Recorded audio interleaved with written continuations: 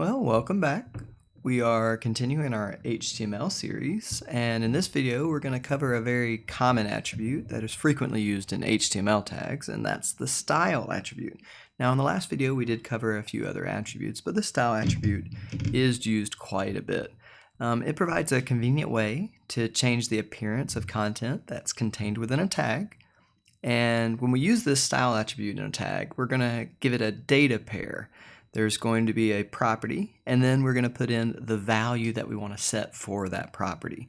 So we're always going to have that in pairs. What property we want to change, and what's the value that we want to set for that property. And what we're going to be doing is creating inline styles. There's different ways that we can do this. We're going to start off with inline styles, and then we'll progress through those. So let's go ahead and open up our previous fiddle and get started. So if you've not signed in the top right corner, go ahead and do that. And then we're going to click here to go to see your fiddles. And we want to look for our HTML part 2. If you did have a link to the right there that said that it's the latest version, make sure you're clicking on the latest version. Okay, so we have had some questions come in about saving and forking and what's going on with that. So just want to point out that whenever we make a fork, or when we fork a fiddle, we're actually splitting that into a separate link, saving in a separate file. But the preview is going to be saved right away. So if the name is showing up kind of weird for you, it's probably better for us to go ahead and change the name first here in the metadata to part 3. And we can go ahead and change this one as well before we do anything. And that way, whenever we fork this file, we're actually going to see the name correct when we're looking back later. Matter of fact, we can make a couple of other changes too before we fork this, so that way you'll see those changes in your preview as well. One major change that I wanted to fix right away was this big, huge potatoes picture. That's massive. So we can actually use the style attribute to take care of that first. So I'm going to scroll down to where I can find my image tag. There it is. Now I don't want to be looking at the anchor tag that we're using for the link, just the image tag that's actually showing us the image on the screen. So I want to take care of that first. And I've already got a source and an alt. I'm going to go to the end of the quotations for that alt, and then I'm going to put in my new style attribute. Now it's also going to have equal signs and quotes. And inside we have to put a pair. The property we want to change and the value. Well, I'm wanting to change the width and height of this thing. I want to change the size of it. So I'm going to start off with just width. And now my pair is going to be separated by a colon and a space here. Now the space is not required. The colon is. So I'm going to give this a width of 300 pixels. And the pixels is represented by px. And so when I put that in, I'm going to go ahead and hit run. And I see a drastic change right away. Now the more modern browsers are going to be proportionally resizing these images for us unless we specify not to. So the fact that I put in a width and not a height, it did actually take care of that of proportional scaling so the potatoes don't look tall and skinny or short and fat. It kept the correct proportions. But it is wise, especially if you're going to have clients that might be using different browsers, to go ahead and put in a width and a height. So I can actually put in more than one pair for each style. So in here I can put in a semicolon to separate the pairs, and then I can go ahead and put in height as well.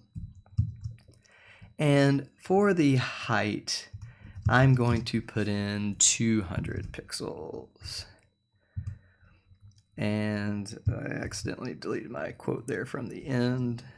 I want to make sure I take care of the semicolon too. All right, so now I have a width of 300 pixels and a height of 200 pixels. Now I shouldn't actually see a change when I run this because it was already proportionally scaling that for me, but it is wise to go ahead and put in both. Matter of fact, I would recommend whenever you're using images, always put in the width and the height. It's going to solve a flickering problem that you might have with certain browsers as well. But also, I want you to consider, don't put in a size of an image sized much larger than you actually need. So what we have here is a huge image of potatoes, but we're just changing the width and the height in the HTML. That's not actually shrinking the image. It's just displaying that huge image a lot smaller. So the person that is opening up this website, it's still downloading that big, huge, massive image, but then just displaying it to them in a smaller size. So the amount of time it's taking for them to load the website is actually slower than it should be because they're downloading an image that is much larger than they need. So we do want to actually try to scale our images outside of HTML first in a program similar to Photoshop, get them the size we need, and then put them into the web. Don't have them downloading an image that's much bigger than what they need, because that's just going to be slowing things down when it doesn't need to be. Okay, so we've got that taken care of. Let's go ahead and, well, just so I don't forget, let's go ahead and fork this file. So up at the top, when I click fork, it's going to be creating a separate fiddle from our HTML part 2. Now that fiddle is going to be with the part 3 metadata. It's going to have this, it's going to have the smaller potatoes. So whenever you're looking at your fiddles later on, you will see one that says HTML part 3. The preview will look like this. It won't look like the finished product in most cases. It's going to be when we first forked it, but at least we know for sure we have this saved, so we don't have to worry about that later. All right, so I've got the style working for the image. Let's go ahead and take care of a really popular one, and that's the font color and the background color. That's pretty popular as well. So I'm going to go to the body tag, and inside the body tag I'm going to put in my style attribute, and inside the quotes I'm going to put in color. Now color is changing the font color. So we're just using the color by itself, we're changing the font color. And I'm going to put in blue. Now, since I put this inside the body tag, everything contained inside the body tag, the font is now going to have the color blue. So when I go ahead and click run, we're going to see that all of the text turned blue because the whole visible website is contained in the body tag. So when I apply a style to the body tag, I'm applying it to the entire website. So everything is turning blue. Now I can change the background color as well. So if I put in background, now I'm going to put the hyphen in to separate background and color.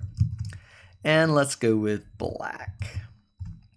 Now when I click run, I'm going to see it applies to the entire website because the entire visible portion of the website is contained in that body tag. So by changing the background color there, boom, it impacts the entire site.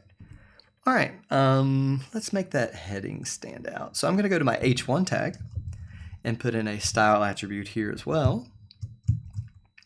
And let's change the color of that one to white. Now, I'm using very common color names like blue, black, white.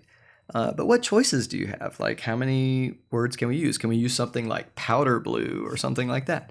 Well, actually, there's tons of choices that you have. To find that whole list, what you want to do is a search for web safe colors, right? So if you do a search for web safe colors, you'll find there are several websites out there that will list all of the different colors. You can actually see previews of what they are. So that way you know what colors that you can use here.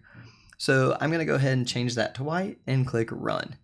Now I notice it changes to white here, but let's think about what's going on because I already told it in the body tag to change all the color of all the text to blue. But now in the H1 tag, I'm changing the color to white. So are they not just conflicting here? Are they fighting? What's happening? Why did it turn white? Well, the way these styles work is they cascade. The style that is closest to the content takes priority. So yes, I did change all of the font color to blue here, but then the H1 tag is closer to the actual Hello World content. So it takes priority over that style in the body. So it overrides it, and that's why we see the white heading. Now, let's go ahead and put in another one. And I'm going to change the text alignment. So if I put in text-align, and I'm going to change that to center, and we run this again, we're going to see that H1 tag. All the content, the Hello World, is going to center there. And if I resize this preview, I can see that it stays centered as well. So if someone has a different resolution screen or they have their window a different size, it'll stay centered in that as well. All right, so we've got color, we've got background color, we've got text alignment. Let's talk about fonts. So right now, I've got just one default font for everything in my website, but I might want to change fonts. Maybe I want to change the font for the entire website. Maybe I want to change the font for just certain sections of the website. But I can run into problems here because not all computers have the same fonts installed. Like most people that are wanting a Windows machine of the same version get the same fonts. So yeah, in those cases, those would have the same fonts. But not everyone is running the same version of Windows. Not everyone is running Windows at all. We have Mac users, we have Linux users. There is the chance that a font that you have on your computer is not installed on someone else's. So what if you try to change it to a specific font and it's not there? Then we run into problems. That's where we're going to use something called font families. So to start off with, let's pick something to change the font. Let's go with the first paragraph. So I'm going to that first P tag right after the heading and the horizontal rule. I'm going to put in my style, and I'm going to put in font family. Now, I'm going to start off with one of my personal favorites, Helvetica. So I'm just going to put in Helvetica here, and I'm going to run. And I see that first paragraph changes. The font looks different than everything else. That's the Helvetica font. Now, if I did not have Helvetica on my machine, heaven forbid, if you don't have it, you didn't see a change. So what if, though? Now, most machines do actually have Helvetica on there, but what if it didn't? We actually can put in a backup font. I just use a comma, not a semicolon. I use a comma, and I can put in a backup font. Now, Arial is a very common font. Most machines have it, but what if they don't have Arial? Well, I can put yet another backup font. So I can just list these fonts with commas, and it's going to try to display it in Helvetica first. That's my first choice. But if they didn't have that one, it's going to look for Arial. If they don't have that one, it'll look for the next one. Now, if it goes through the whole list, however many I put in, it doesn't have them, it's still just going to display it in a default font for that machine. But I can use a font family or a category of fonts. And that's what I'm going to do here. So after Arial, I'm going to put in sans serif. And sans serif is a type or a category of font. It's a font family. So if it doesn't have those first two, which were my priorities, those are the ones I wanted to use, it's going to look for any sans serif font on their computer, and it's going to display it. So at least I can get it similar. So what is sans serif? Oh, that's a great question. Well, serifs, if we look down here at this, please excuse my dear Aunt Sally, if you look really close at the letters, some of them have these extra little parts that are sticking off of them, little feet sticking off of the P or the L. These little extra pieces are called serifs. Now, Times or Times New Roman is a very popular serif font that has these little extra things sticking off. But if we look up here at Helvetica, there's not those little extra feet or pieces sticking off. So that type of font is called sans serif or without serifs. So that's the difference. We could just put in serif here if we wanted to have a font family of any font that has serifs in there. We could take care of that as well. All right, so we've got our font families. We've got our background color, our foreground color. Ooh, let's change this horizontal rule. So I'm going to go ahead and go inside the tag for the HR. I'm going to put in my style. And I'm going to be impacting the border property. Now the border property is different. Like the font family, I can put in more than one thing here. Now with the border though, I'm not going to separate it with commas. I'm just going to put in my size. I'm going to go to 2 pixels. And I can say what type of border, like a solid border. And I'm going to put in a color, red. Let's see what we get there. Okay, so now I've got a thicker border. So my horizontal rule is thicker, it's 2 pixels now. It's red and it's solid. What if I want to do something other than solid? Is that an option? Well, yes, that is. I could put something in like dotted and change that as well, or dashed or double. There's several choices here. And I can even change how it ends. See how it's very square there at the end? I'm going to go ahead and go after my semicolon here, and I'm going to put in my border radius. So I'm going to say border hyphen radius. And I'm going to put in the same size, the 2 pixels there. I find that makes a nice curve. And I'm going to run that again. And if you can't tell, look closely, it's actually curving there at the end. Now I'm going to make that bigger just to make it a little bit more obvious. So I'm going to change, 24, that's large. I'm going to change it to 4 pixels just so you can see that border radius a little bit better. See how it's curving there? So there's actually a lot of choices that we can do with the border styles. So a lot of options there that you can look up. Not too hard to find, just doing a search for style border radius and you can find that.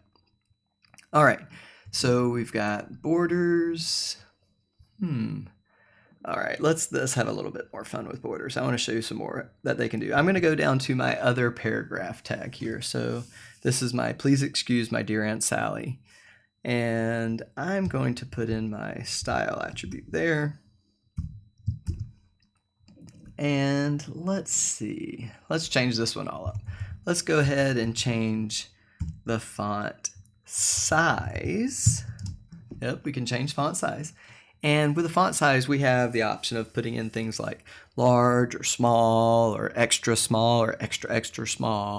So we can put in things like that seem a little vague. We could put in percents like 1, 200, 300%. Let's go ahead and put in 200% here. We can put in percents.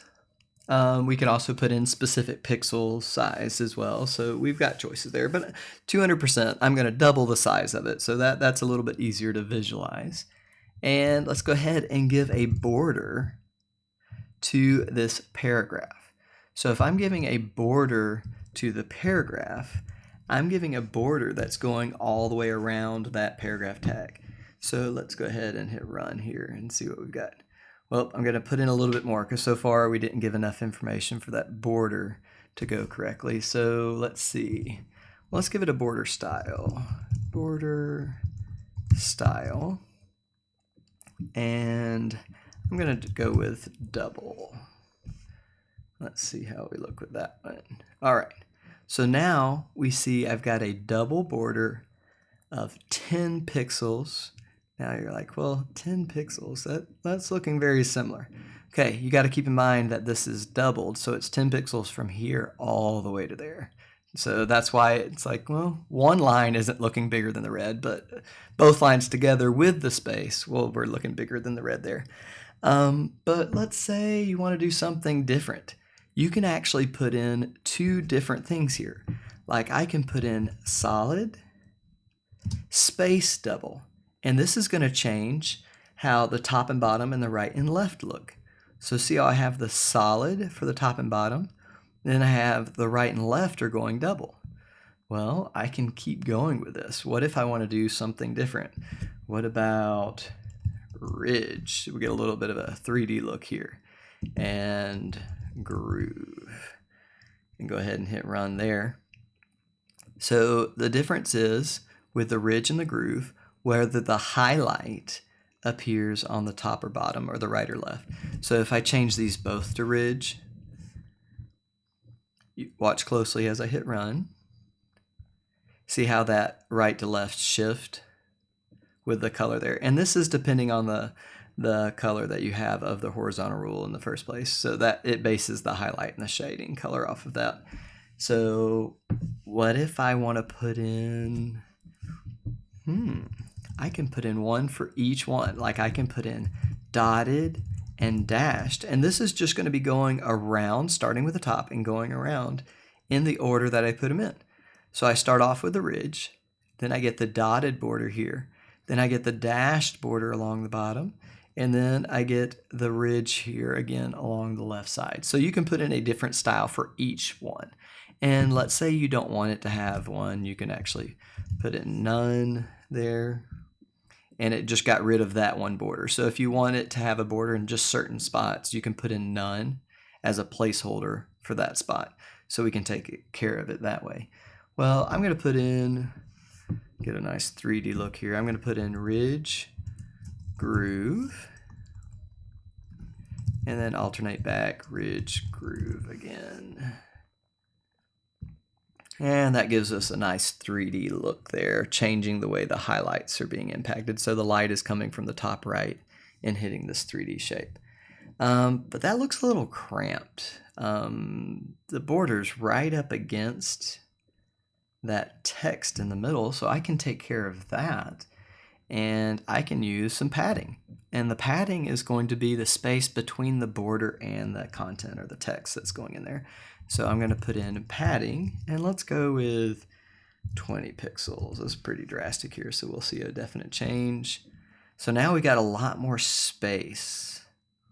Right, we've got a lot more space. Now notice it looks a little bit bigger on the right. Well, that's because of the way of the word here. With a smaller word here than you would have seen, like one letter word would have still had room to appear, but it's wrapping down automatically for me.